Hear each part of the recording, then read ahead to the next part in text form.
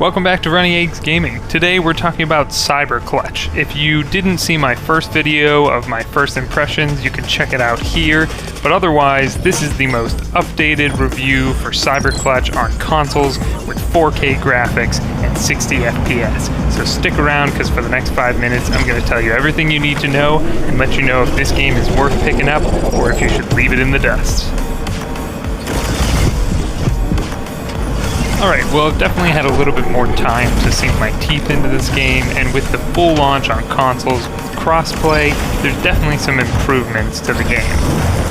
Some of the new things that have been added is a championship single-player mode where you can unlock cars and vehicles.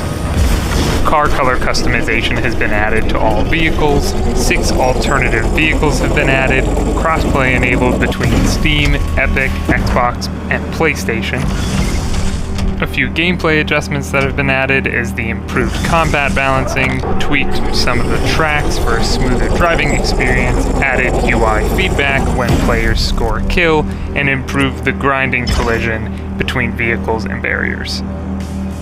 One of the biggest improvements you may have already noticed is the graphics. I'm now playing this on the Xbox Series X instead of in my previous review, which was on my Steam Deck, so the graphics and gameplay are way higher quality. You're watching this in 4K and 60 frames per second, and the game runs beautifully on console. The neon lights and cyberpunk environment really stand out with these graphical fidelities. I'm really enjoying the game more on console than I was on my Steam Deck, and the gameplay does feel a little bit tighter and more enjoyable. One of the things I was most excited about trying out when this game fully launched was the multiplayer. Unfortunately, the game is a smaller audience than I expected at first, and so even with crossplay, I haven't really been able to find any online matches. Luckily, 2 of my friends were able to pick up the game, and we tried it out online, and it was pretty enjoyable. It feels like a slightly more arcadey Mario Kart type game, with more realistic graphics, obviously.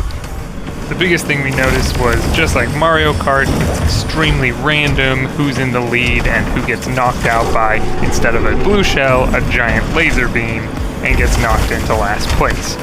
It's very quick-paced, and doesn't always feel super fair, but that's kind of an arcade racer for you. This leads into another criticism that we ran into while playing online and the campaign, was that the controls feel a little off.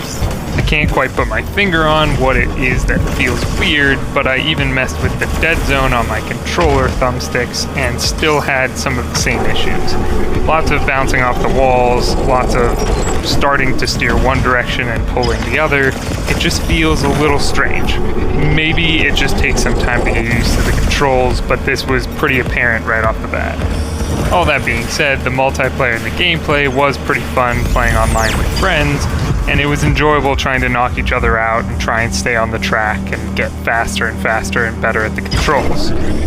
We did notice as we started to try out different vehicles, light, medium, and heavy, and even some of the unlockable vehicles, they did control quite a bit different than the base 3 that you're given at the beginning of the game.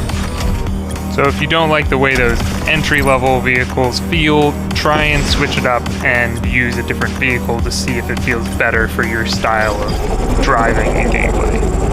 I also thought it was pretty cool that each vehicle has unique items and weapons that it uses on the course, so that's another reason to try out every different vehicle and try and unlock more vehicles to test out.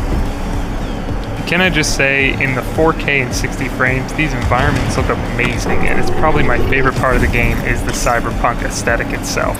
I think we need more racing games with this vibe. Alright, I only got about a minute left, so let me run down and let you know if I think this game is worth picking up. The full retail price of this game on Xbox, Steam, and PlayStation is $20. I'm sure it'll go on sale if it hasn't already, so if you're not really into arcade racers that are wacky and over the top and cyberpunk themed, it might be better to wait for a sale. That being said, if you're into the single-player arcade racing games, then this game is definitely worth checking out. The neon lights and the environments are just so much fun to drive through. There's so much variety, and the cars are really unique and fun to use. I also really enjoyed the customization of each car. Not only can you upgrade and change the colors and lights, but but you can also upgrade all the different parts like the hood, the spoiler, and so much more. But hey, I'm out of time, so it's up to you whether you want to check out this game. I hope you enjoyed this quick overview. My name's Josh, this has been Runny Eggs Gaming, and I'll see you on the other side of the sunny side.